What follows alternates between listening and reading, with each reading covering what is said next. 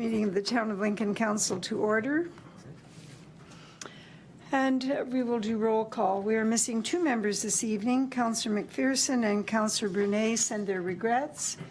However, in attendance on my left, we have Councillor Njima, Councillor Pachariva, Councillor McMillan, Councillor Timmers. On the far right, Councillor Thompson, Councillor Foster. And on my right is the clerk, Mr. William Colassa. To my left, Mr.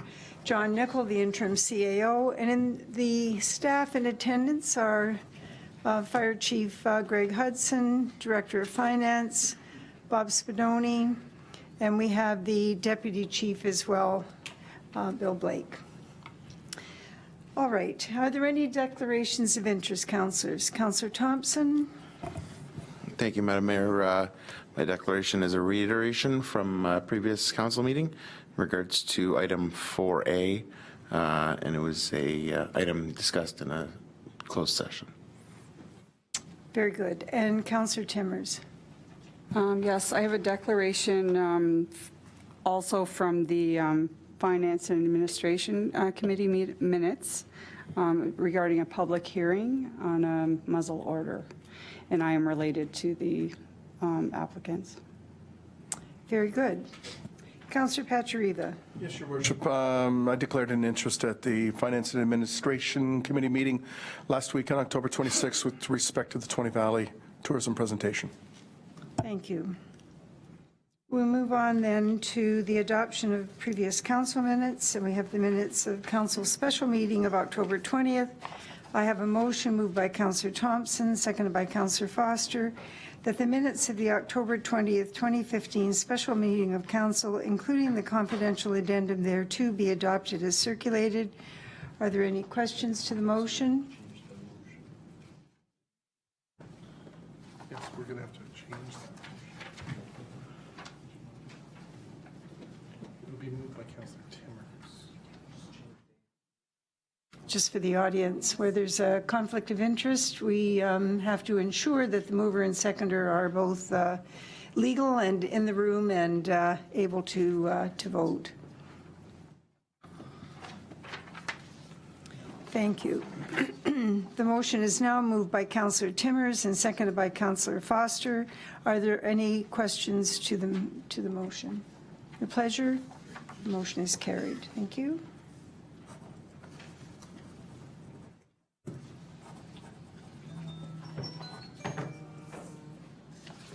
Okay. And we have a motion moved by Councillor Thompson, who is now legal, and seconded by Councillor Foster, that the minutes of the October 20th, 2015 regular meeting of council be adopted as circulated. Questions to the motion? Your pleasure. The motion is carried.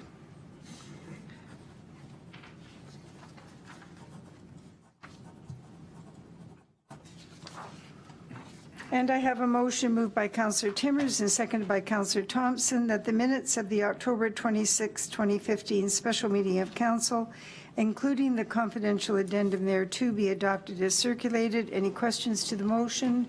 Your pleasure on the motion. None opposed. The motion is carried.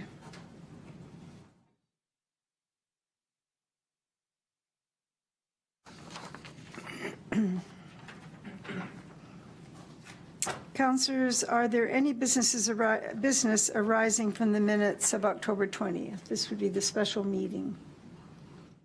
None. And on the meeting of October 20th, the regular meeting of council, any questions? And on the special meeting of October the 26th? Thank you.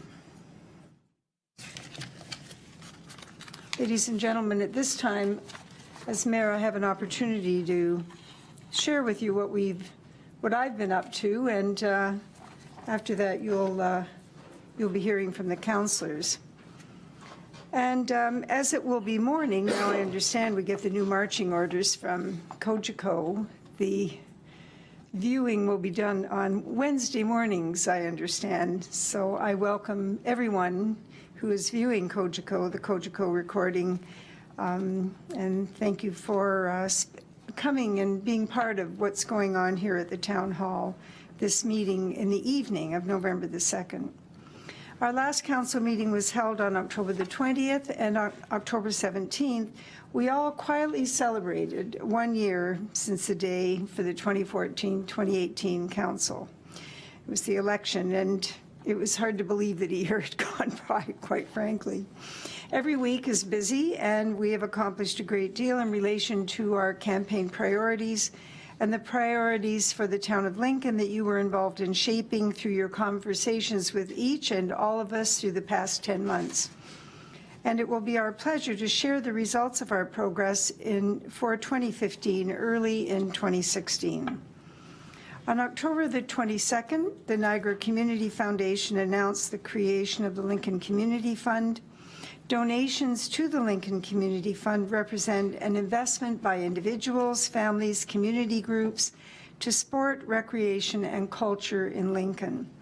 The response to this announcement has been very enthusiastic, and the foundation has already received gifts that include the generosity of 20 Valley Public School, who have set an example for philanthropy to each of our family of schools in Lincoln.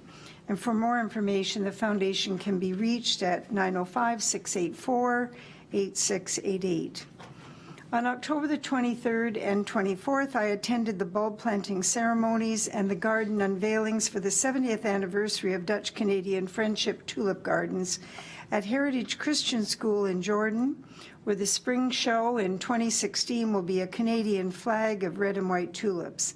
And on the 24th, I attended a rather damp celebration at the Millennium Forest location of the Vineland Research and Innovation Center. And this garden is to be a seasonal garden, and it was planted and designed by the Lincoln Garden Club. There were hundreds of applications for the 10,000 tulips that were available across Canada, and only 140 recipients. Lincoln was blessed with 2 approvals, and we thank the Town of Lincoln staff, Mr. Nicol, for their part in a very quick response to a narrow time frame for the applications. And this will be quite a show across our town in the spring. Lincoln is a composite of many cultures, and in fact, since we are all from away, if you look at it very technically, you could say that the minorities in Lincoln are the majority. We share the same core values, the same work ethics, the same sense of community-mindedness, and 3, 4, 5 generations later, the Dutch are prolific in Lincoln.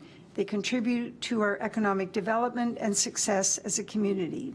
And from dire hardship blossomed prosperity and a dream of a better life. Also in attendance were members of the Royal Canadian Legion Branch 612, and there were a number of very poignant stories of the Dutch liberation shared. On October the 26th, I accepted a check for $20,000, which was the last of the $50,000 pledge made by the Wise Guys Charity Fund to the Fleming Center. Also in attendance were Councillor John Pachariva, who is a wise guy. In many ways, he's a wise guy. Volunteer. He's also a volunteer. Jill Nicholson, who's the director of the Lincoln Libraries. Margaret Andrews, who along with Tony Brunet, who's now a councillor in Ward 2, co-chaired our Town campaign. And Margaret's comments about the special announcement and check presentation were sent to me today. She wanted me to include them in my mayor's report. And she said, thanks to Wise Guys Charity for 25 years of community building in Niagara. The Fleming Center opened in Beamsville on June the 21st, 2014. Wise Guys' generous $50,000 investment in this project is helping to make it possible for this generation of children and many future generations to grow their bodies and minds through the myriad of opportunities available to them in this special place in the town of Lincoln. Thank you, Margaret. On October the 27th, the town was pleased to host a meeting with yet another young entrepreneur who came into town testing the waters about our open for business attitude in Lincoln. The meeting included interim CAO John Nicol, Director of Planning Kathleen Dale, Tony Brunet, Councillor Ward 2, and myself.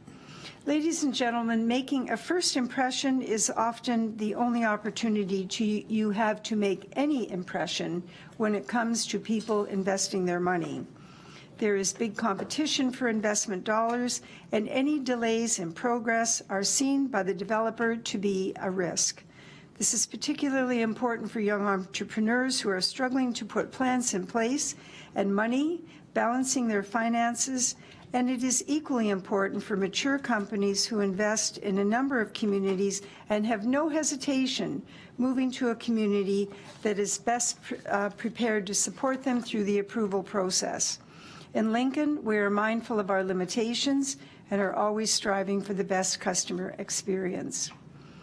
Last week, the Greater Niagara Chamber of Commerce held the annual Niagara Economic Summit in Niagara-on-the-Lake.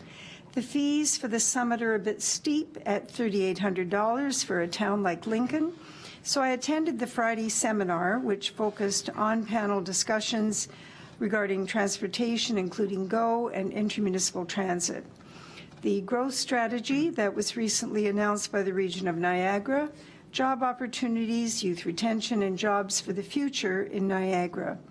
The general opinion seemed to be that GO will support growth and jobs in Niagara, that high-tech jobs will provide an opportunity for agriculture and manufacturing-related occupations alike, and in addition, many of these topics that have surfaced over and over, I have to say that there was a major pushback from the business community for us to stop talking and start moving Niagara forward. This included their comments about too much navel-gazing at the regional council table, which Councillor Hodgson and I will agree with that, and many missed opportunities as a result.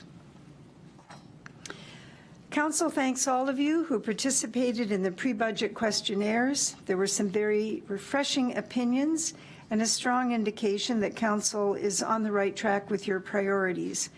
And Mr. Clerk, are these results on the website as of yet? Through you, Madam Mayor, I do know that the results were posted to the Finance and Administration Committee last week. Once those minutes are adopted at tonight's meeting, we will ensure that they are appropriately moved out of the agenda section and into the budget section on your webpage. Very good. Excellent. Thank you, ladies and gentlemen, for your attention, and for those of you that are in the gallery. And remember, you live in Lincoln, where every citizen strives to be a good neighbor, and children are encouraged to achieve their very best. And now we'll move on to item number 7, the Regional Councillors Report. Welcome, Councillor Hodgson. Please come and join us.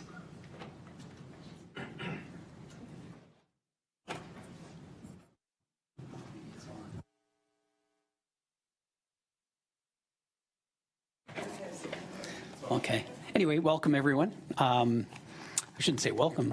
Welcome to Bill. It's only been a year, and I used to sit over there, so it's still pretty fresh in my mind, let's say. And I just did want to just thank all of you for maybe your patience in having me come and giving you some updates on the regional agenda and some of the stuff that's going on. And I think it'd be fair to say, I think Mayor Easton would agree with me, it was a bit of a slow off the mark somehow. They talked quick off the mark, but it was all about some regional re-emphasis on economic development. And there certainly has been a very, very heavy emphasis on economic development issues at the region. But I think it's taken a bit of a while. There is a real, when I say an emphasis on economic development, it's sometimes difficult. The term navel-gazing is an appropriate one. There's a bit of a focus on trying to measure, so much focus, I guess I would say, on trying to measure success that they tend to almost forget that actually there's the other job out there is actually to try to create, the environment for business and for employment, et cetera. So it has invoked in me an old saying from University of Guelph days, which is you have to remember that you don't fatten the pig by weighing it, and that's so you always have to remember and keep your focus on the target and not get too carried away with process. But that being said, we have, as you well know, we have a process very similar, and I'm sure some of the work that's now being occupying council so much to do with budget. I thought I'd just touch on the fact that in the last few years, as you know, the regional council finally saw the light in terms of the great wisdom of trying to get a budget done before the new year, so that you could be very quick off the mark in terms of getting some of the public works, certainly the public works tenders out early to get the best prices, and they've been working very hard, and there's been a lot of work and I think progress made. It's not finished yet, of course, the whole process, and there'll be quite a bit of kicking of numbers around. But I think it's fair to say that the regional departments are doing a pretty good job, and the ABCs are doing a very good job in trying to maintain budget increases that are within the guidance that was set. And the guidance that was set this year by regional council is essentially 0%, with some wiggle room provided by the 1% anticipated, roughly plus or minus 1% of assessment growth. So we're really looking at probably up to 1%. And I think they'll probably make it, although there are a few items that I don't know whether they're in yet or not. And I think that's what has some of us anxious for the next budget round. There are some big ticket items, and the one that I would mention, because I think it's probably has a big impact on life in Lincoln, and that would be about I think it's $10 million set aside for potential GO-related investments in the coming year, with an anticipation that those GO-related infrastructure investments would be matched next year by about $30 million. So those are big ticket items for any community, but they're important. And I think it's you may well have had updates, because Mayor Easton, of course, has been involved directly on the team that is promoting and working with the province to try to have the GO train service brought to Niagara, and it's part of the business case. And this is a case that has been copied from other municipalities. So other municipalities like the Barrie, the extension to Barrie, the extension to Waterloo, et cetera, have been matched with certain local funding or municipal funding. And so I think the business case is solid, but I don't know if it's in the budget yet. I haven't heard that. So we'll find out exactly if it is or not. On the water and wastewater front, I think it's a good news year. You may well have received that already. Mr. Spadoni is probably, through his counterparts, has probably received the notice regarding, I believe that on aggregate, the water, wastewater, they're looking at about a 1% increase.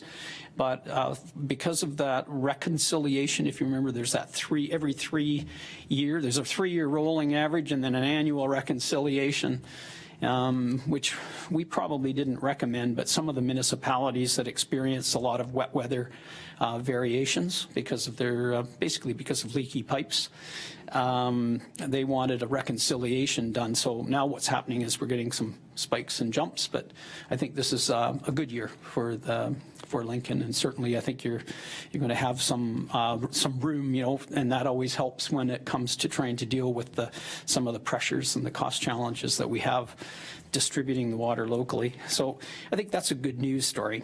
Some of the other items that Councillor Brunet sits on the Transportation Strategy Steering Committee at the region, and he has been representing Lincoln very ably there. And the major project with that committee over the next year, is the development of a new transportation master plan. And I think there's probably two really key areas that we're going to be most interested in, because there is a lot of talk about the term complete streets, and that's a concept that seems to be at the forefront of the discussions of any new policies going forward, which will have a very, very direct impact on addressing some of our frustrations, I think, over the years with trying to deal with regional roads that, in fact, are very often our main streets. And so I think there's a real sensitivity, a growing sensitivity amongst the, certainly amongst the infrastructure or the public works and the planning staff. And I know we got some pretty good smiles when we had some comments at the last Transportation Committee meeting when I mentioned about finally getting the transportation engineers to actually broaden their, kind of broaden their scope. They have obviously professional responsibilities to make sure that the roads are designed safely to do what they're supposed to do, but they certainly have been coached very significantly in the notion that moving vehicles as fast as possible may not be the #1 priority through the downtown. So I'm actually quite optimistic about where that policy will take us, and it will help us certainly to try to make better decisions. And when you consider the major rebuild that's coming in the next, say, 2 years, I guess, through the village of Vineland, that's going to be an important to have a new policy in place. And we think there's some progress being made there. The other one, and the other area that I'm concerned about from a financial point of view, is there seems to be quite a push, and it's being couched in the economic development envelope, is basically the handover of airports to the region. And of course, we all know that, from those of you who have been on council for a number of years, know that there's always been that fear that what is really quite simply a local airport is being kind of ruled out as a potential international airport. And certainly all of the discussions I've had with Transport Canada and with others involved in places like the Hamilton Airport, I don't see that there's anything coming near in the future that would allow us to kind of put that frame around the Niagara District Airport. And there's a lot of liabilities attached to operating that airport. So that's one, I guess I would say, stay tuned, because I think there's going to be a fairly lively debate on that issue, and it's being very aggressively sold as some kind of an investment in economic development, when in fact I see it much more as a handoff. It's really it's an uploading of local costs to regional costs. So we'll see where that one goes. There is a new strategy being rolled out. It's an update of the growth management strategy, and I believe it's legislated that they have to do an update. I think it was called Niagara 2031. And so the update is sort of underway, and again, I can say that there's quite a different tone coming out of the planning and development department at the region right now regarding growth management, which I guess I would say they've actually upped the value that they see in reacting to market pressures, and kind of going away from perhaps more of a modeled approach, that had the notion of directing growth in a much more aggressive way, and kind of ignoring some of the market pressures that would see significant growth happen in West Niagara. So again, that's one where there's quite a bit of political pushback happening right at this time, and quite understandably some alarm from the southern tier municipalities, a little bit concerned that it has the tone that the Go South policy, which has been in place in the Niagara region, I guess, for 30 years, is somehow being diminished somehow. And it's interesting because it hasn't worked. So I guess, as a policy, if the policy isn't working, there are some of those who are saying, you know what, we really need to at least be realistic and take advantage, and even in recognizing the Greenbelt restrictions to growth that we have on the northern shore, sorry, on the lake shore, we do need to recognize that there's still significant market pressure to grow from the southern Hamilton area and from the Hamilton airport out. And so that's, again, quite a significant difference in tone coming from both the senior management and from the chair's office, regional chair's office, and others at the region. So and that's another one. Stay tuned, because there'll be. I'm pretty sure that we will be here with staff to make a presentation at some point on this particular matter, as I'm hoping we will be here with staff to make a presentation in the coming year on the transportation strategy as well. So I think those things are going to happen, because they certainly require some pretty active consultation with the local municipalities, because these things have a pretty big bearing on what we're doing. I said the word Greenbelt, and of course we're all anticipating we hear that it's going to be fairly soon, we think, the draft report from the four-plan review team, the Crosby team, and we're hoping for some good things. I'm not sure.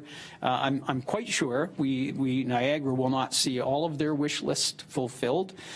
There was quite a few exceptions and boundary changes that were asked for, and I haven't heard that kind of significant shift in boundaries is imminent, but we never know, and we'll have to wait until we see.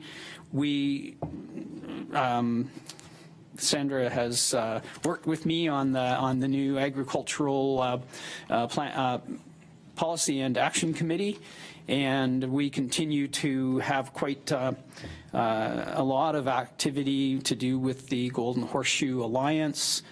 I don't miss an opportunity to complain, as I did to Minister Leal not that long ago, and we in fact have a meeting coming up in the next week or so with Minister Leal again to basically object to the fact that our official plan, which really is held up in the Golden Horseshoe as a model for agricultural and food economic development.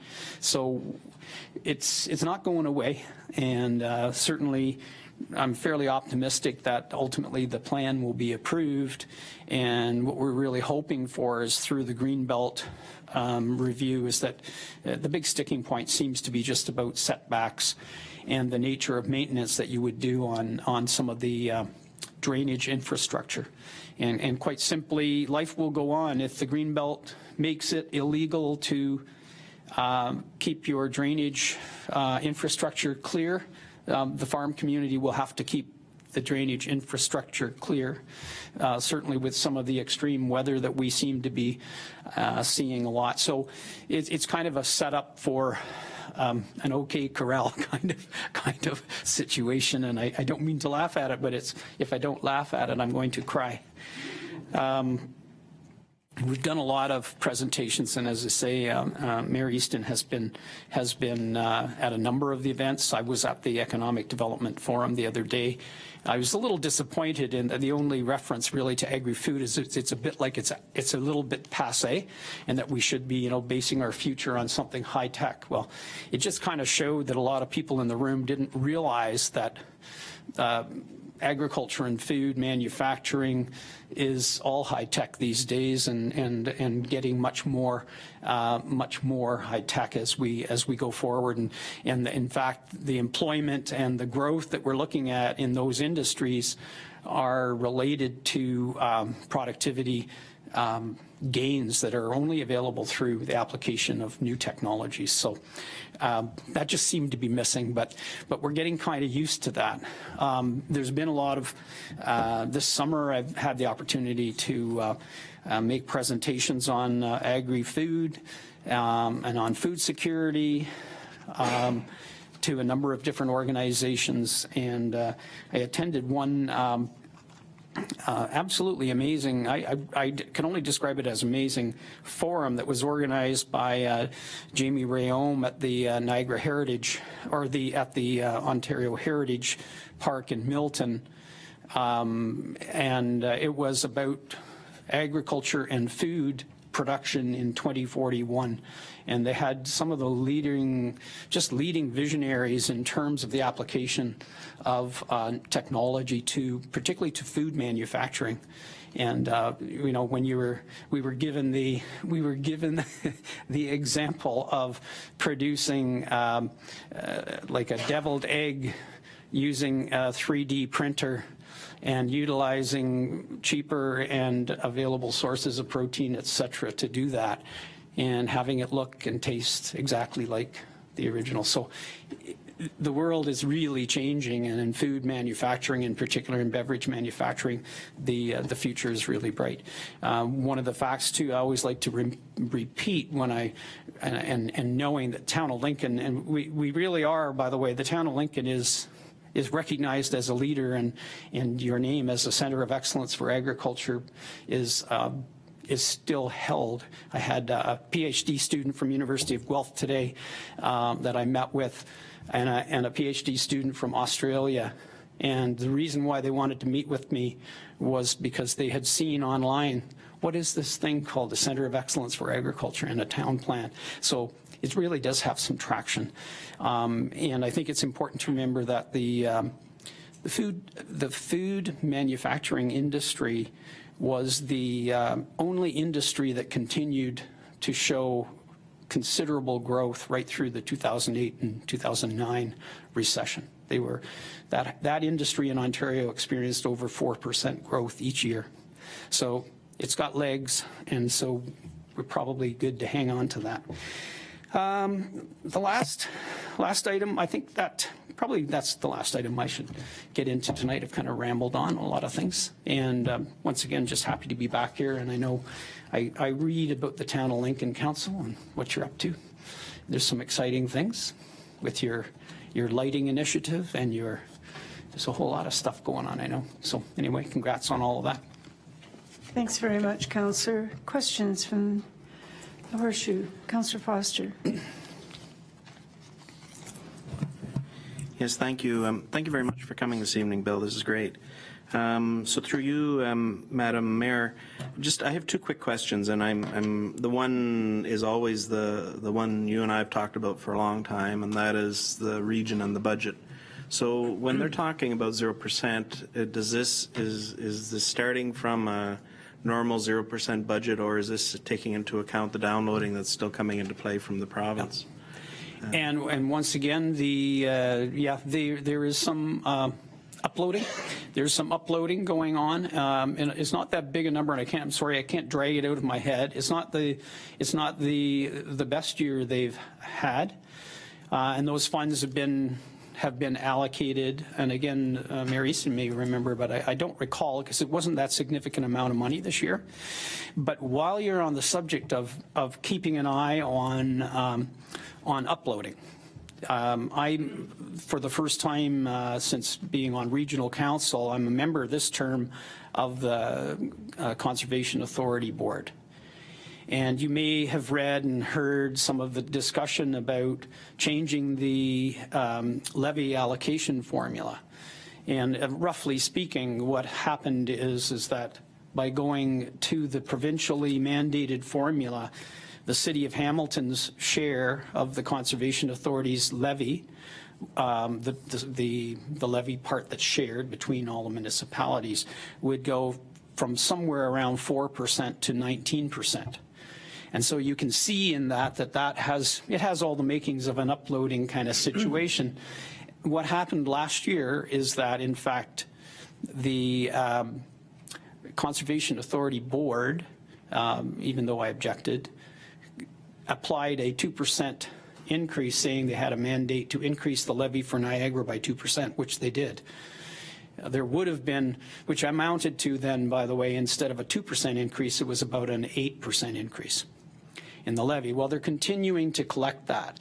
And I agree with them continuing to collect that levy this year for two reasons. Hamilton has appealed and is not paying their levy, except perhaps under protest. So I'm not sure, they may have paid it, but I don't know. But it's under protest, and it's now before a mediator. So we don't know what the solution will be. And so if the funds are ultimately required to balance the budget for the Conservation Authority, then I'm okay. But what they've done at my request is set up a segregated reserve to put those funds that are extra. It's about $400 and some odd thousand a year into a segregated reserve, and it will either be applied. It'll be up to the board, the Conservation Authority, to decide what happens to those funds once the Hamilton appeal has been resolved. But it is it's interesting because it's the way the world comes around sometimes. It's very similar to the problem we had with the way uploading at the provincial level was handled. So anyway, you can rest assured I'm keeping my eye on it, and there will be there may well be a need for me to come and ask for a letter of support or whatever, and certainly Mayor Easton and I will be talking about that if we do need some help in convincing the Conservation Authority Board to make a decision that is fair to the taxpayers who are now continuing to pay more than the legislated share of the levy. So we're keeping our eye on that. Thank you. That's good. I have an opinion question through you. With the monies that the region is looking to spend, and if GO Transit is realistically going to come into place down and through Niagara, including eventually having a station here in the Beamsville area, I'm just wondering, and we're looking for projects and stuff like that to be going, sooner or later we're going to have a bridge on Ontario Street, I would think, if there's going to be stations and stuff like that. Is that something that we as a council in the region should be looking at in the future, or is that the cart before the horse as we move down the road? Yeah, that's a good question. I personally, my opinion on that is you want to be a little careful of what you ask for, because first of all, that's a lot of money. It's not a small project, it's a big project. And what it will do is it would take away what some of us are still hoping is to have a lot of the through commercial truck traffic diverted away from Beamsville. And I think if you put those kinds of dollars into a grade separation, you're kind of working at cross purposes there. So you have to be a little careful about what you wish for on that one. With respect to its relationship to the GO connections, I think there's a traffic engineering study that would have to be done to determine that, because the traffic would have a number of points of access and egress from that kind of a infrastructure. Okay. Councillor Thompson, did I see your hand? Councillor McMillan. Yes, thank you, Madam Mayor. Bill, it's good to see you. Thanks very much for coming by. Again, a budget question. With very strong and very important emphasis on the GO Transit and inter-regional transportation and the economic development and all the regional dollars that have to go along with that, are there expectations that there is the possibility that other portions of the budget could be affected negatively with dollars going into those things that I mentioned previously? Yeah, and things like, projects that would affect us directly, like 19th Street and Regional 81 in Jordan and 81 through Vineland. Yeah, I would say optimistically no. I think it's pretty clearly seen as a one-off. This is a one-off long-term investment. It would be long-term debenture, you know, and a one-term project. We actually had some suggestion by certain individuals at the regional council that wanted to change the name of the sort of the project that would, or the program that would requisition these funds, and just call it a transportation initiative. And that was very quickly kiboshed. AKA And airport. by Mayor Easton and myself and a number of others, because it set up a rather vague fund that it's not, it didn't make for good budgeting. And as you all know, you know, remember the times where we've actually had surplus funds and we just love to dream up a special project to use it on, and we all know that's not appropriate sort of budgeting for public resources in tax dollars. So we know that we need to go through a process. And so I don't believe so, Wayne. I think the projects are going ahead.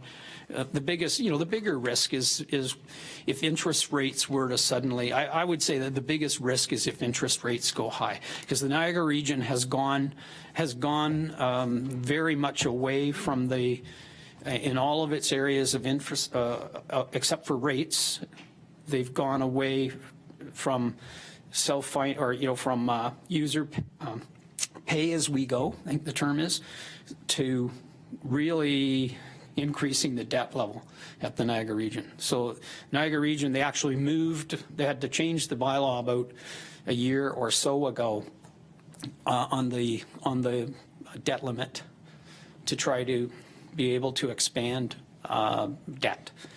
And that's, there's, you know, there's a certain wisdom to it when interest rates are very low and you can get long-term money at a relatively low cost.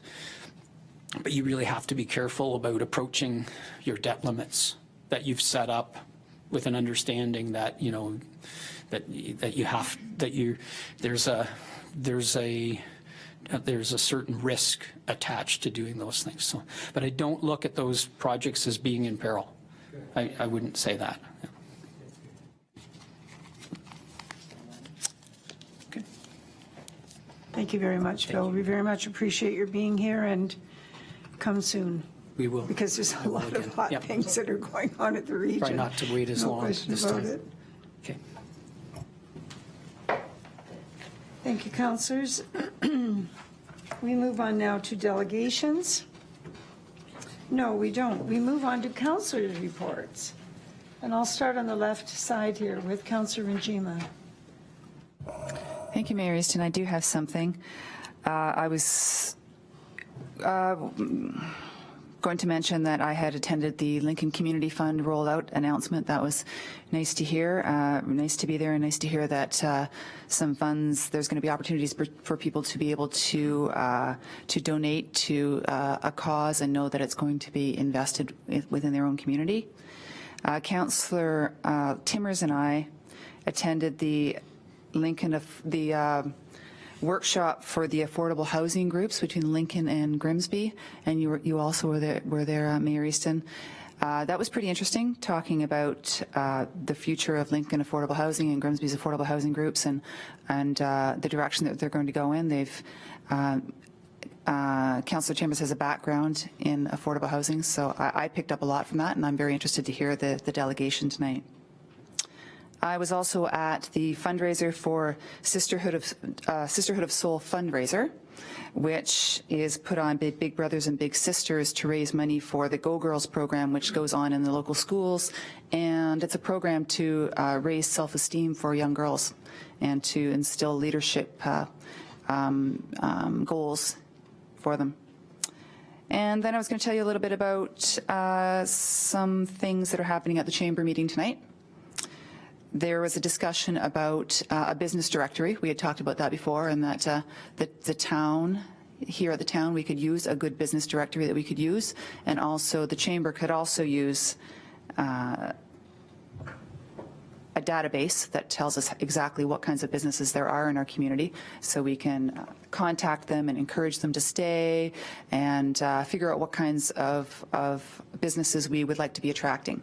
So what the Chamber would like to do is they would like to look into hiring a summer student next summer to put that data together, and they would like to talk about a partnership in this database between the town and themselves, so there'll be more of that to come. And another interesting thing that the Chamber is going to be doing is approaching Councillor Hodgson was talking about our agricultural center of excellence, and the Chamber is going to be embarking on approaching all the agricultural businesses within Lincoln and trying to get them to come on board and seeing the benefits of that. That's it for me. Thank you. That's great. Councillor, you'll be interested to know that the interim CAO and I have a meeting tomorrow with the chair of the Chamber, and on our list was the business directory. Great. So, Good to know. Councillor Pachuriba. Thanks, Your Worship. Just before, actually, you know what? Before I talk about the Cultural Committee, I just wanted to make a note of, Councillor Foster mentioned a bridge already on Ontario Street. The opening of the revamping of the Ontario Street level crossing on Friday is fantastic. So we've at least got 10 years out of that. So we don't need to think of bridge yet. So I had the opportunity to attend the first Region's Cultural Committee for the new term. There was a bit of a holdover. We started, dealing with culture, and it couldn't change with the election last year. So we had the committee members stay on until July. So this was our first meeting. Mayor Doug Joyner from Smithville, West Lincoln, will once again be the chair. Joe Henriques, it was the public appointed co-chair. I'm going to be involved with writing a part of the subcommittee to write a paper with respect to the province's plan, growing our economy, developing a cultural strategy for Ontario. Committee was quite miffed because, again, whenever the province holds a lot of consultations, they seem to forget about Niagara. They like to use the 401 corridor and hold meetings along there. So that's going to be the first point that we're going to address. In the province, culture makes up, provides $22 billion to the economy, and in the 2013 impact study that we did in Niagara, there's 13,000 jobs directly involved in culture, and $500 million is contributed to gross domestic product. So we feel that we should have a little voice down here when they hold these consultations. So I'm going to be involved in that. I brought an extra copy for the library, Niagara's Cultural Plan. So we can have a look there. The region's developed this through the committee last year, through the work of the region. Money was set aside for the Niagara Investment in Culture program. Last year, there was 24 programs that were funded. There was $300,000 in the pool. There was 39 applications received, and the ask out of those 39 apps was $600,000. This year, I was nominated to sit on the adjudication committee, so I'll be doing that with Councillor Hodgson, so I'm looking forward to that. There's 30 applications. 25 are non-cultural groups, 5 are municipalities, and 10 are repeats, and they're asking for $400,000. So I thought by getting involved in that adjudication committee, there isn't any again from the town of Lincoln, so maybe together we can glean these reports, provide some feedback, and maybe stir the interest here in town. Very good. Thank you very much. Councillor McMillan.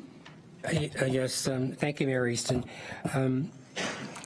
Last week there was a special meeting of the Municipal Heritage Committee, and I'm pleased to say that there are some very positive developments that are happening there as we're working through the work plan. And I'm not going to go into specifics tonight because there is a very detailed report that is going to be coming to council very shortly.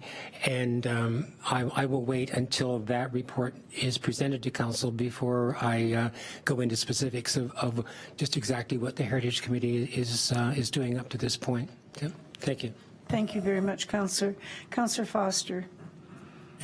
Yes, thank you, Mayor Easton. First of all, just to Councillor Pachariva, so I quick got out on Saturday morning and took some photos of the crossing because I was quite excited about it as well. So I made sure we got those on Facebook so everybody could see what was going on there. It's always a good news, bad news thing with Facebook because you put it on and somebody made comment on, well, you fixed one bump, now there's 10,000 to go or something like that. So so you know, we try. So the other thing is, a week ago, this past weekend, I did actually finally get to my OSAM meeting in Goderich after missing it for a week. So what we decided there's a number of things going on, and the Goderich OSAM meeting this year is going to have the theme of "Are you prepared?" And so it's going to follow in line with what Goderich went through with the tornado that went through. We have speakers that are going to be coming and talking about that. We intend on bringing in a variety of municipalities to talk about emergency planning, all this type of stuff. So I'll be bringing more information to the group. Talked with the mayor as well. We're going to be inviting the OSAM executive to town on February the 5th and 6th. It's our midwinter meeting. But they're going to be in, and we'll be doing a dinner on the Friday evening. So anyway, we'll be talking more about that as it's coming up. But this is kind of nice because the OSAM executive has people right across Ontario, and we kind of like showing off our municipality a little bit as well at times. So the final thing is that last Friday I met with the chair of the TVTA, the chair of the chamber as well, on a Friday morning meeting to talk about, as we are now referring to it as as a festival event for the Beamsville area. So there's more information that's going to be coming on this as well. We were able to lay out a number of things that we want to consider as ground rules for the event. How it fits into what TVTA is doing, how it's fitting into what the chamber is doing, and you know, from my perspective, what the town wants to gain out of this as well within the community. So Mayor Easton and I have been in some discussions on this, and there's more to come in this area. So anyway, thank you. Thank you. Councillor Thompson. Thank you, Your Worship. I actually had a kind of quiet week, so I don't have too much to talk about, but tomorrow night is the PIC for the Jordan Historical Museum master plan, so I'm sure I'll have lots to say after that. Thanks. Good. Councillor Timmers. Thank you, Mayor Easton. I would like to say I don't have a lot to add either. Councillor Rajima kind of stole my two events, but I was at the launch of the Community Fund for Lincoln, which was a really great event. I was very pleased to be part of that. And I also sat in at the meeting last Friday regarding affordable housing for Lincoln and Grimsby, and it was a very productive few hours that we spent there with two excellent facilitators. And the people around the table brought some really valuable ideas and the sharing, and I felt quite inspired actually after that afternoon. And that's all I have to say for today. Thank you. Very good. Thank you, councillors. All good work, and the community appreciates hearing about your activities and contributions. And it is time now for delegation to come forward. And I must say that in years gone by, we would have said, well, housing isn't our problem, right? That's not our mandate. But I think we're beginning to realize, rather painfully, that there's a lot that we can contribute to the process without it being entirely our responsibility. And so we welcome you here this evening, and if you would come forward, we would like to hear from you. And Shirley, if you would turn on the microphones, and then everyone that's here from Niagara Regional Housing would introduce themselves. I don't know, is the lady in the audience with you as well? Yes, she is. Yes, we'd like to know who she is too. Okay. Thank you. Is it on? I was under the understanding it was on here. I've got your presentation here if you like. You do? Okay. Yeah, so you just give me the signal and I'll... Okay. If you want to start it, it'll go up on the There. Okay. He has a little box here, and he just kind of goes. He's in control. Wonderful. He's in control. He's totally in control. Thank you. Thank you, Mayor Easton and councillors. I'm Shirley Cordner. I'm chair of the board of Niagara Regional Housing and have sat on the board for almost 9 years. I started out as the regional councillor from Fort Erie on the board, and I'm a public member now. So thank you for having us this evening. In 2002, Regional Council approved Niagara Regional Housing as the administrator for not-for-profit housing programs, the administrator for programs for rent geared to income, to manage publicly owned housing, local housing corporation, and assess and make recommendations on the supply and demand for low-income housing. Our mission at Niagara Regional Housing is to expand opportunities that make affordable housing an integral part of building healthy and sustainable communities in Niagara. The strategic plan is Niagara Regional Housing is dedicated to these key directions: empowering households, connecting the service delivery network, moving towards sustainable, affordable housing. Niagara Regional Housing is governed by a 14-member board of directors that includes housing sector stakeholders. We have 5 of those at our board. The community, which is public members, of which I am one. And we have 5 Niagara regional councillors that sit on the board. At this time, I'm going to introduce Ellen Balmain. She is the CAO for Niagara Regional Housing. And back here we have Deb Furman, who is a Senior Property Administrator for Niagara Regional Housing. So I'll let Ellen take it over. Thank you, Shirley, and thank you for having us this evening. It's my pleasure to be here and explain the highlights of the services that NRH is delivering. So NRH is responsible for the administration of the Access Center, or the centralized wait list. And that's for all subsidized housing in Niagara. That's a legislative responsibility of the service manager that has been authorized to NRH. We also are responsible for the management and operation of 2,758 public housing units. The public housing units were downloaded at the time of devolution, and they would have been formally referred to as the Housing Authority properties that we had for many years. We have the legislative oversight for 66 such social housing providers that have a further almost 4,000 social housing units.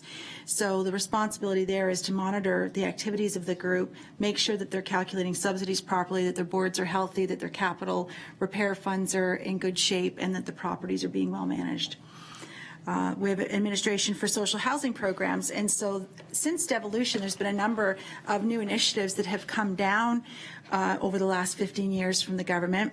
They've included initiatives, housing allowance, home ownership, additional rent supplement dollars, new development. So a number of initiatives, and that's been since about 2005, they started with new programs. So a lot has changed in the landscape.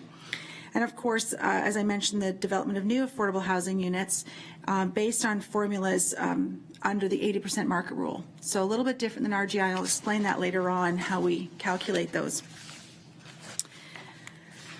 So as of one of the things that we're asked about frequently is the centralized wait list. It's a metric on the Regional Council's strategic plan. And right now, our wait list sits at 4,705 households on the centralized wait list. So that is of concern for all of us. It's an indicator that there's definitely more need for affordable housing for across the sector in Niagara region. In the wait list specifically to Lincoln, thank you. We have 380 households on the wait list for Lincoln. That breaks into, we track seniors, we attract adults with no dependents who are not seniors, and families with dependents. So the breakdown there is that, in fact, the largest group of people waiting in Lincoln is adults with no dependents. So they're not seniors, but they're under the age of 55. So the wait list next chart on the next slide shows the broader chart wait times across, it's not on there. That it shows the average monthly income. So we calculate, we pulled the average monthly income from the StatsCan profile. It was the average after-tax income in 2010 of individuals 15 years and over. So it works out to almost $3,000 per month. So we look at what we're tracking in the areas is the private market, affordable, which is 80% of market. So if the market rent was 1,000, then 80% would be 800, of course. And then rent geared to income. And the rent geared to income calculation is not based on the market rent for the unit, it's based on the income for the household. So in that regard, if it was the household had $1,000 a month, then their rent would be $30. Much different than if the market rent's $1,000, their rent would be $800.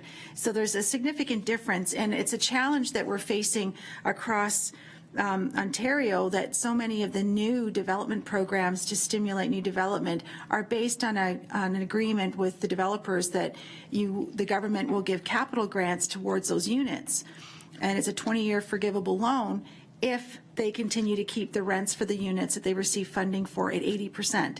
Well, it's great, and it certainly does hit a segment of the population that needs a break on rent, but it's nowhere near the levels that we would be dealing with if it was RGI or the traditional RGI component. So here you can see we don't actually have any affordable rents built under the new programs in the town of Lincoln. However, if we look at the average rent for based on the 2014 CMHC market rent report, a one bedroom would be $662 in the private market in Lincoln area, and that's an average. So obviously there's some that are higher and some that are lower. And the average RGI of people staying in our units was $421. So it's still more than $200 or another third less than the average market rent. And in the, you can see a bigger gap when you see the 2-bedroom units of the private market being around 800. Again, it's an average, and 321 being the average RGI that was paid by families in those units. And then 3-bedroom, the same, quite a big gap between what was available. So public housing in Lincoln. There's seniors 1-bedroom apartment units, and there's 60 units in the Queen Street complex. We also have this is in Beamsville, and in Lincoln, family units, we have 42 social housing units at the Vineyard Cooperative Homes.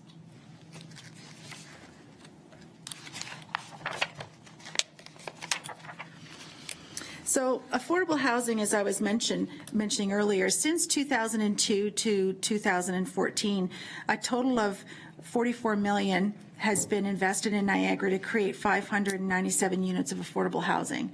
So we have recently, the most recent one that NRH actually built was in Welland, and that's the Fitch Street complex. The rest have been scattered with private developers and systems throughout Niagara region. Social housing programs that we're responsible for delivering. We have Housing Allowance, Housing First, Niagara Renovates, Rent Supplement, and Welcome Home Niagara. So the Housing Allowance Program is a program that we have been using the funds that provide a set allowance to landlords for people who are waiting on the wait list. So they've gone through the eligibility process and they qualify. And as we talked about earlier, there's lots of families. So we're providing rent supports to as many families as we can on that list as the funding will allow. So we know they're already, if they're eligible for rent geared to income but paying those market rents, there's a gap somewhere. They're not eating properly, or they're giving up some other things to make ends meet. So this is a really important program to help people through that difficult long wait. The Housing First program is a program that's working to help people move quickly from homelessness to a more stable housing by providing whatever supports they require to get that stability put in place and to help keep people there. So the belief is that when people have stable shelter, they can start to then think about the other challenges in their life that maybe got them into the homelessness situation, or to stop the cycle of going in and out of homelessness. And sometimes that's driven quite often by illness and other addiction issues and supports. And so whatever someone needs, we wrap the services around as best we can. So those funds are delivered through our partners that we work with that do that intensive case management support. Niagara Renovates is a program for households to help them with affordable housing repairs and modifications for persons with disabilities that'll be able to stay in their home longer. So that's the goal of that program. It is helping people. It could be that they would be able to maintain living in their home if they had a ramp installed because they've recently had mobility issues develop that are going to be permanent, that we don't want people to have to go into assisted living or long-term care sooner than they need to because they weren't able to afford some key and critical repairs to their home. So that's a great program because it helps people live where they want to live at home, and it keeps the spaces in the long-term care or other supported living facilities where for people who really need them. And of course, rent supplement program is where we work with private landlords who have units, and we contract with them that we will pay the difference in subsidy between the calculated rent someone would pay and the market rent for the unit. So that's, it fluctuates depending on who's in there and the work with the landlords. But it does take a lot of work for us to keep those relationships strong and going with those private sector landlords and to keep those units in our portfolio. And then Welcome Home Niagara is helping people with first-time home buyers with down payment loans, because sometimes all that it is stopping people from moving from the rental market into home ownership is just the down payment. They would be able to physically look after a home. They want to look after a home. They have enough to pay the monthly payments. They've been approved for a mortgage, but they can never get ahead enough to save up $10,000, $12,000, $15,000 for a down payment. So this is support up to a $5,000 maximum. There are limits set annually of what the maximum house price could be, so it's not 5% of a $500,000 home. You know, there are limits, and there are income limits for the household, so that's important to know. But it does stimulate the rental market by moving people out of it, just by giving them a help to get them through, and then it frees up more of that market that we can be working with private landlords and other people with. So how do we address all the challenges? There's a locally, for the region, there's a Housing and Homelessness Action Plan. It's a 10-year housing and homelessness plan, and it's a requirement under the Housing Services Act. That was a new requirement with the new legislation in 2012. All 47 service areas across the province do have to have a plan in place, approved locally, vetted through the community, and approved by the province. And we have to report on it annually. That is being led by the region's Community Services Department. So we work very closely with them on those plans. Some of the key priorities are, as listed in the slide, to improve options to house people who do not have a home, to expand supports to help people find and retain their homes, increase opportunities and options across the housing continuum, and improve the effectiveness of the housing system across Niagara. So as I mentioned earlier, we have a number of challenges that are constantly, we're working to support some households with very complex and challenging needs that some of the reasons why they've maybe cycled through homelessness, or they haven't been able to maintain jobs, therefore have a lower income. There's lots of reasons why people end up, sometimes it's one-time situational, but we deal with lots of people with mental health problems and addictions challenges, family breakdown, victims of violence. Hoarding is becoming another behavior that is symptomatic of mental health challenges, but something that's not well understood. It's very difficult to work with, and of course private landlords are less tolerant of having to deal with those challenges, so we are having more and more people. Typical issues that landlords deal with, the bed bugs, aging facilities, and capital, making sure we have enough capital, an aging population across Niagara, but also end of operating agreements, and that's a big piece that we're going to be looking to in the next 10 years. When devolution occurred, there's a number of federally funded programs that were downloaded under our responsibility for the service manager, and when the debentures or the mortgages are paid off for those, so the 35-year mortgages that were set up many years ago are starting to come to maturity. And part of the deal at the time was there was federal grants and supports to create those housing options, and people were, the builders and the developers, sometimes it was service clubs or communities, they had the 30-year commitment to then provide RGI for a certain proportion. But once the mortgage is paid off, it's called the end of the operating agreement. There is no ongoing requirement for those federally funded programs. So that means this June we have one coming up. There's 34 rent geared to income units in that facility. And that organization has the option of converting them to market rent units. And that is a big, 35 years ago when those decisions were being made, it felt like that's a long way away. We're creating all these not-for-profits and co-ops. And that's never going to happen. But here it is. It's starting. And by 2023, we're going to be seeing a lot of these maturities happening because there was a big funding pot that obviously came out 35 years from there.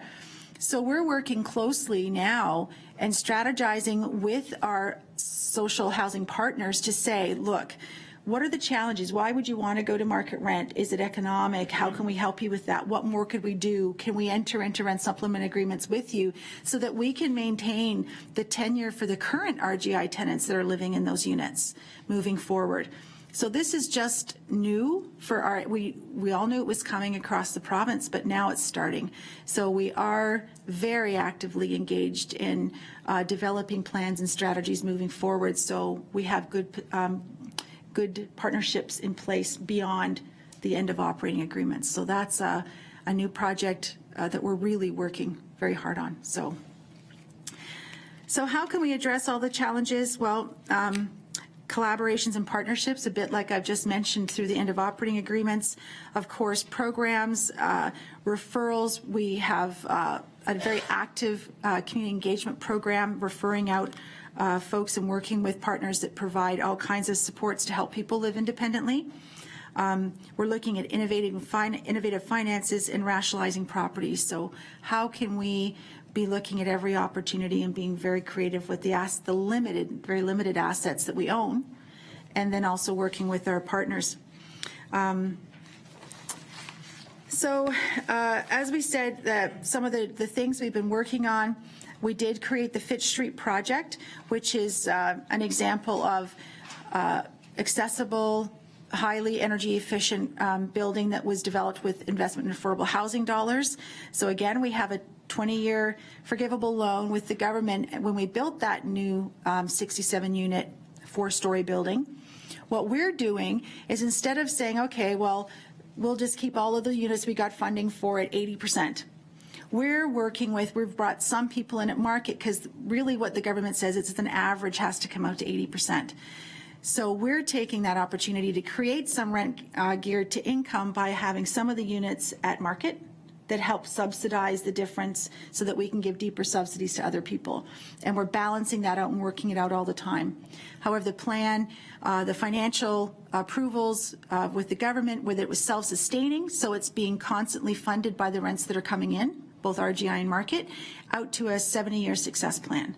So it's a great example of new development and new building that is self-sustaining once it's going.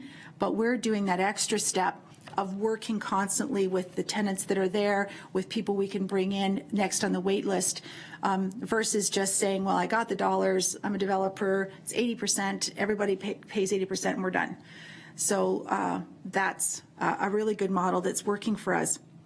And of course, housing first to help people get and sustain their housing. We know that if we can wrap supports around somebody, it is cheaper to have them in a unit that we're paying even a rent subsidy for, a deep subsidy, than it is to have them in a mental health institution or in the hostel system and the shelter system, where they're accessing more services with emergency services through the hospital, police services, et cetera.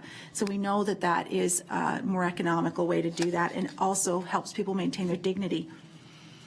IEH funding moving forward, of course, between 2015 and 2019, we have almost $12 million available. Currently, we're working this year with 3 programs. We put out an RFP and worked with partners in that 66 group of social housing providers that already know the business, already know what we're doing, and we're ready with shovel-ready plans to move forward. So there was 3 organizations chosen for this first phase. So the next slide is linked to the video. It's a 3-minute video for Fitch. Just to tell you a little bit, I think it's a really good explanation of what we're is it looking? Yeah.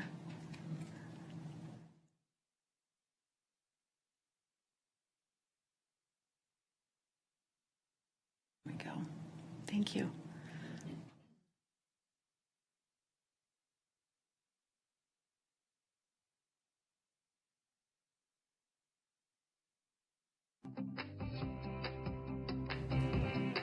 Niagara Regional Housing is excited to announce their first new design-build construction to enhance the lives of seniors in Welland.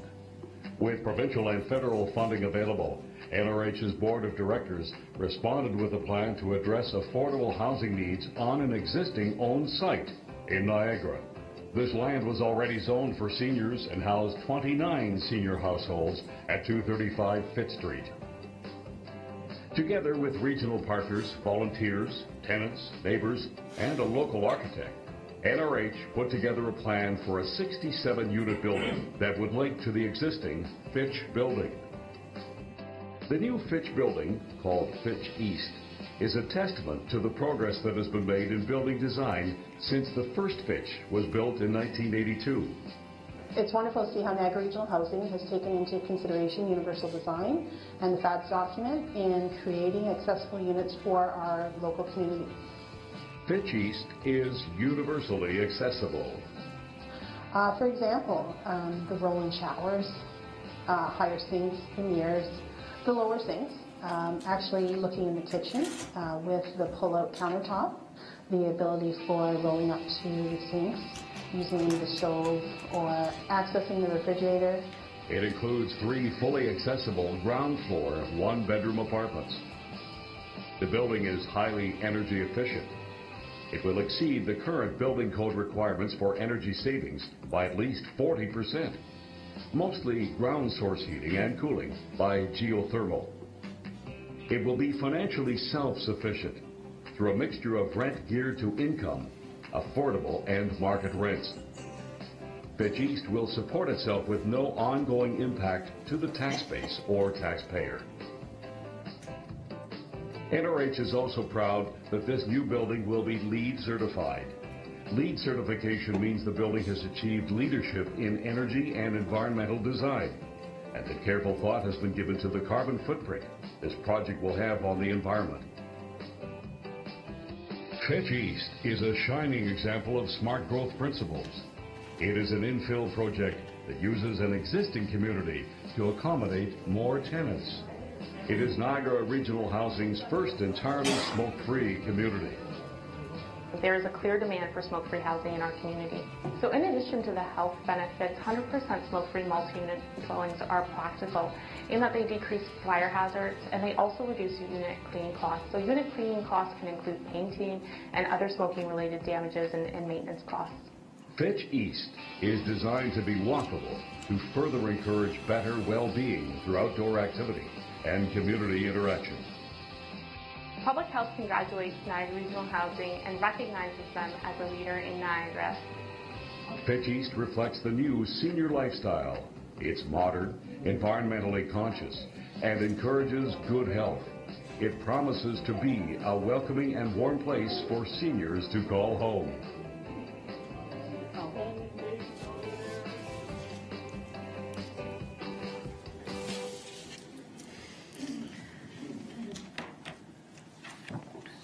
I'm sure it's very exciting to see the fruition of such a lot of work. Are there any questions, Councillor?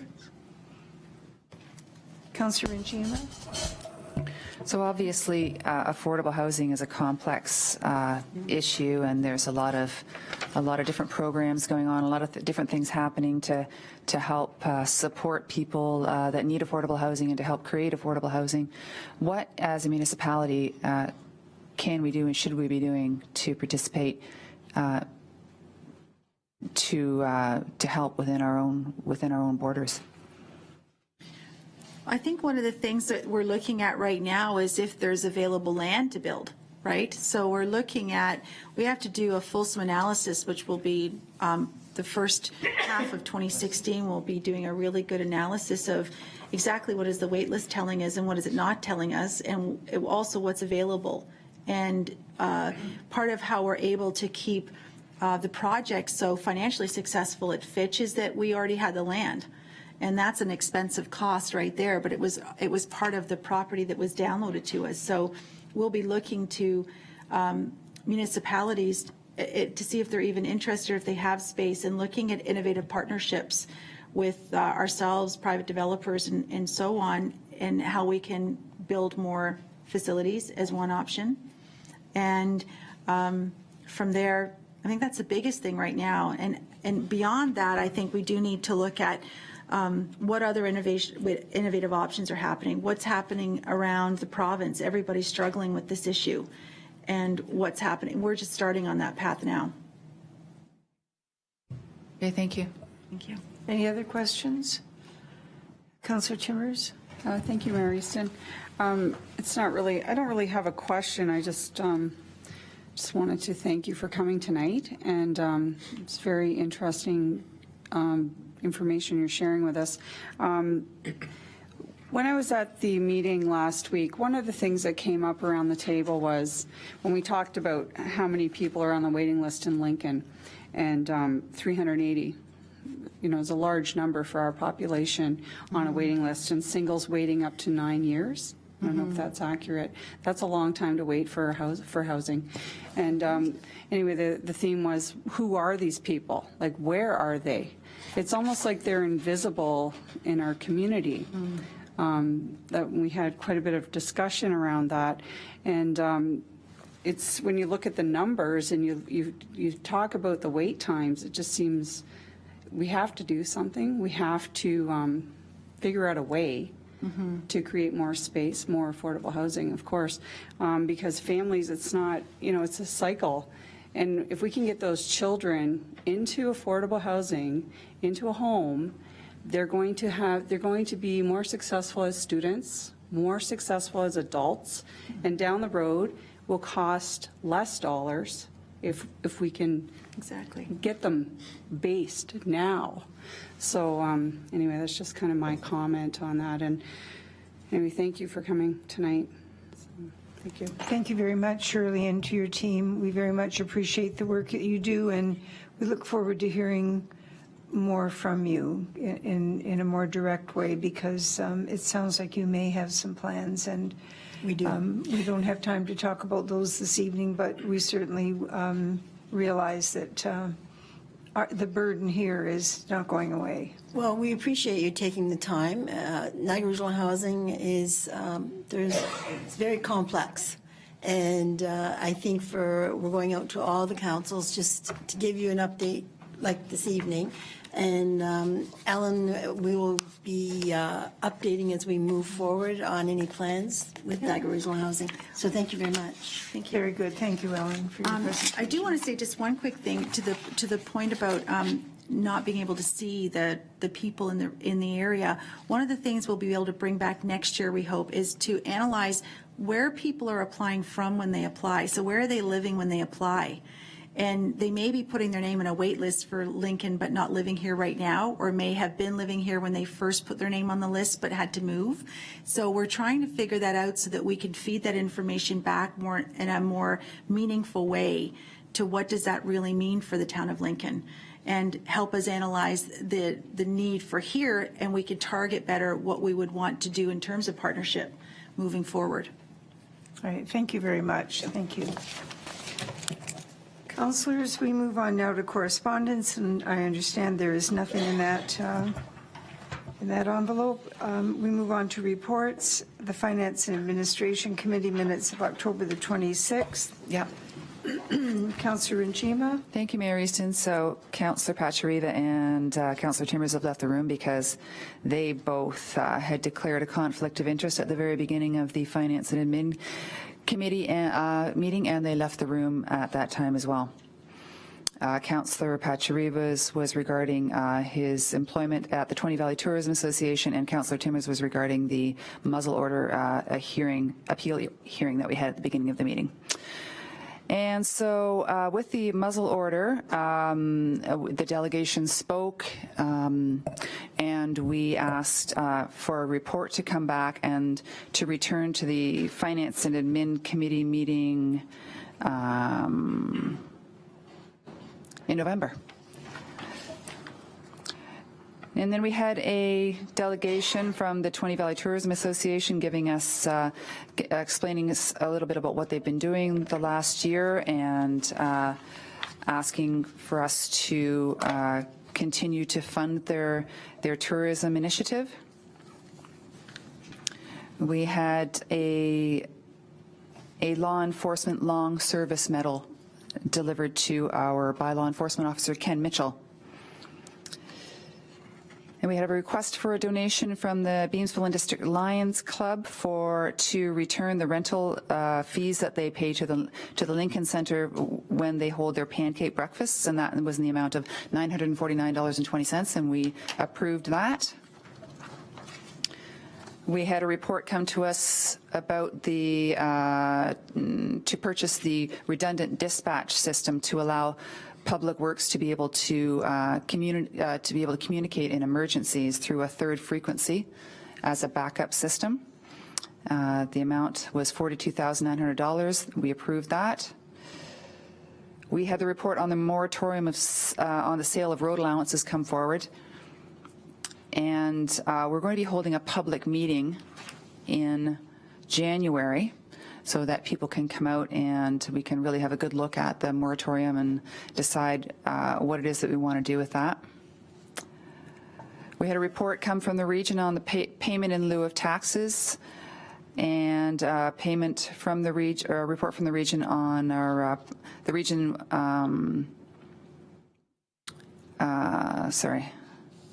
A report from the region about our 2016 property tax policy. The region will be receiving our comments toward a new property tax policy that they're going to be undertaking.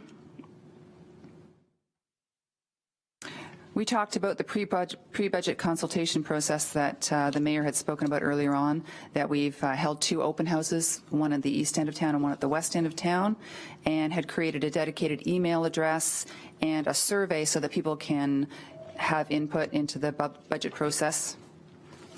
And we talked about the kind of feedback that we got, and we talked about ways that we can let people know that we're listening, posting it on Facebook and lining up the comments to our work plan, which we received the other day.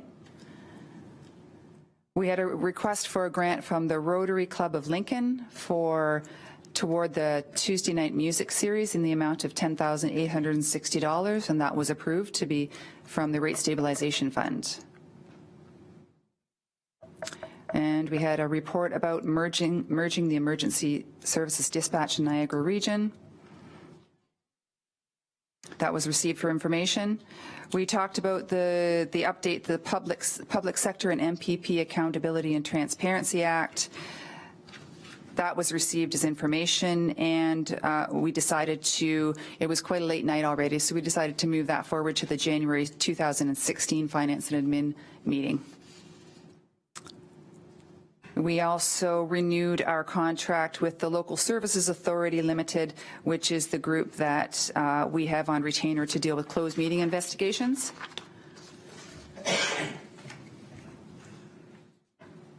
And again, because it was a very late night already, I think it was pushing 11, we decided to defer the property standards bylaw update discussion to the January Finance and Admin Committee meeting.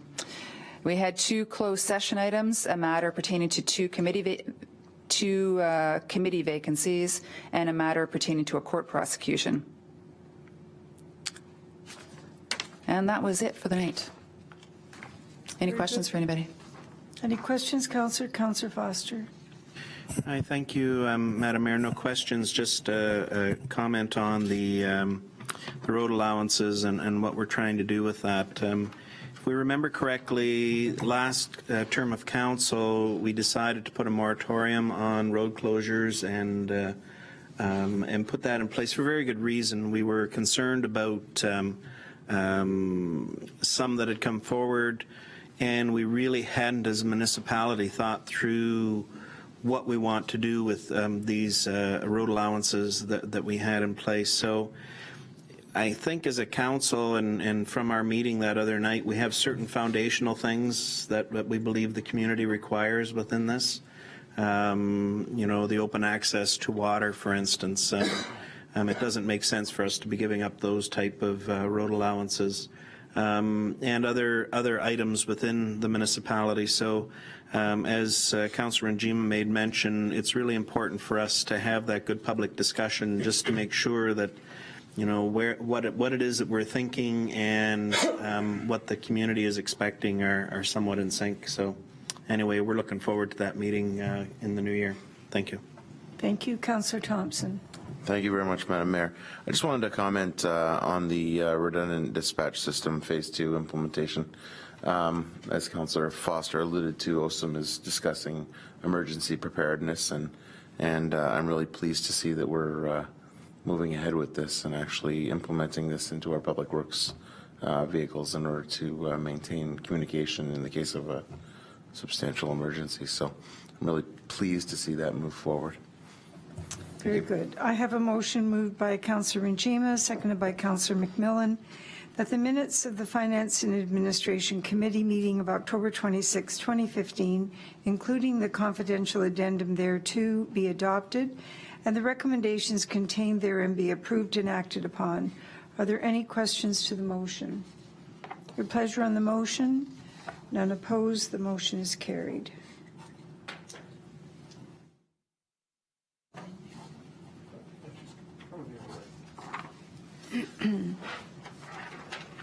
And now the Council Business Planning Committee of the Whole, minutes of October the 28th, 2015. Councillor Foster.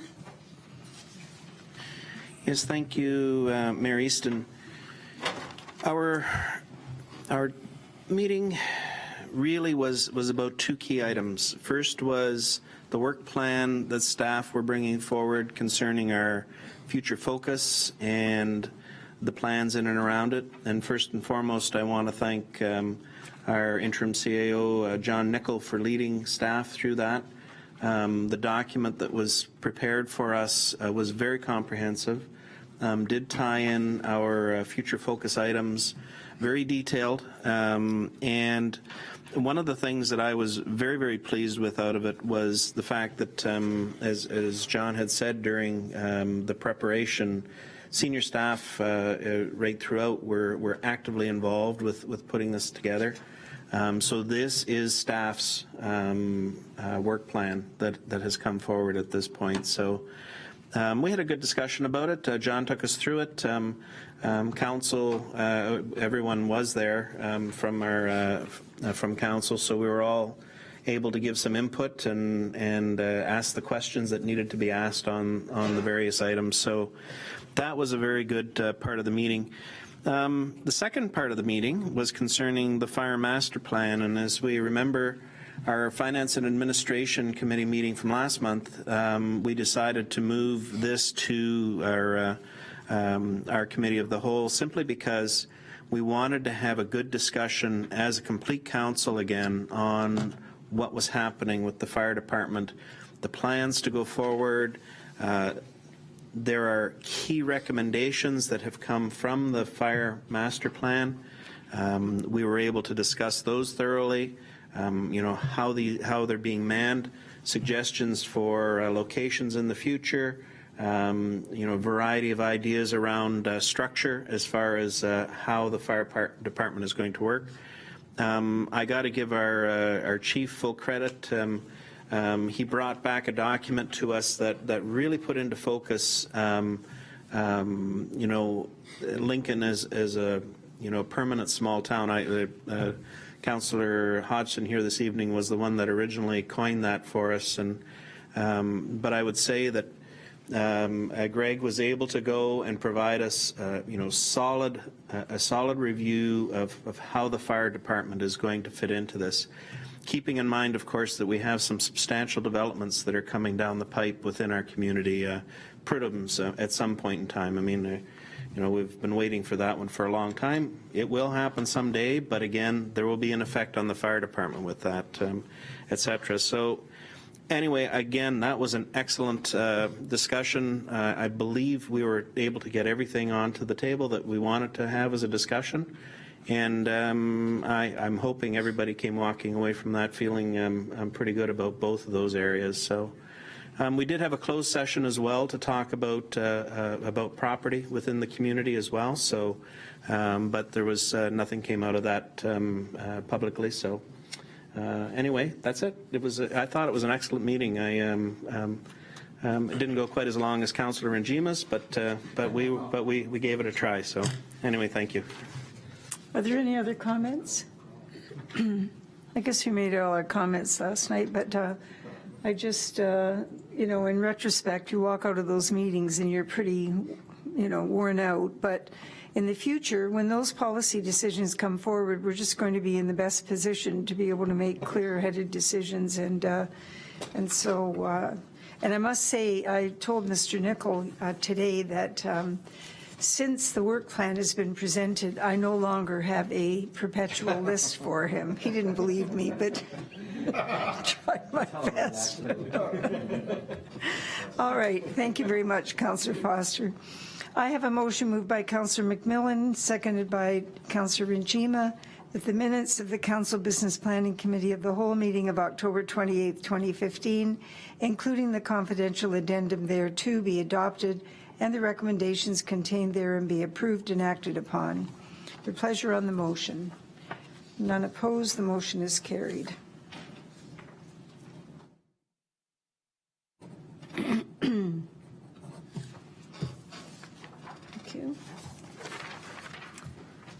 And we'll now move on to item number 14. Is there any notice of motion? Are there any announcements? I have two. Anyone else? Councillor Thompson. Thank you, Madam Mayor. I just wanted to sort of reiterate the fact that the Jordan Historical Museum Master Site Plan meeting is tomorrow evening from 7 to 9 at the Jordan Fire Hall. So that's November 3rd. And looking forward to seeing lots of people out to view what we're up to and give some good quality input as to what they want to see their museum area look like. So, very good. Thank you. Councillor Foster, did I see your hand? Councillor Njima? Thank you, Mayor Easton. I'm going to update Council a little bit on some of the events that the Chamber is going to be holding in the next month or so. First, there's a networking breakfast at the August Restaurant. That's November 11th at 7 o'clock, I believe. The Business After 5 is going to be held at the Grimsby Lincoln News Office, and that's November 17th. And then there's the annual Mingle and Jingle. That's December 15th, and that's going to be at the Jordan House. Okay. Very good. And I'll remind everyone, including all those that are watching this video, that the Royal Canadian Legion Branch 612 in Beamsville will be holding Remembrance Day services on Sunday, November the 8th, starting at 10:30 a.m., and that's at the Beamsville Cenotaph at the corner of Regional 81 and William Street. And again on Wednesday, November the 11th, starting at 10:30 a.m. at the Jordan Cenotaph on 4th Avenue. And now this council will move into closed session. And I have a motion moved by Councillor McMillan and seconded by Councillor Njima that council adjourn to closed session in order to address personal matters about an identifiable individual, including municipal or local board employees, which is the purpose of the in closed session tonight, and a matter pertaining to CAO recruitment and a matter pertaining to a committee vacancy. Your pleasure on the motion? The motion is carried.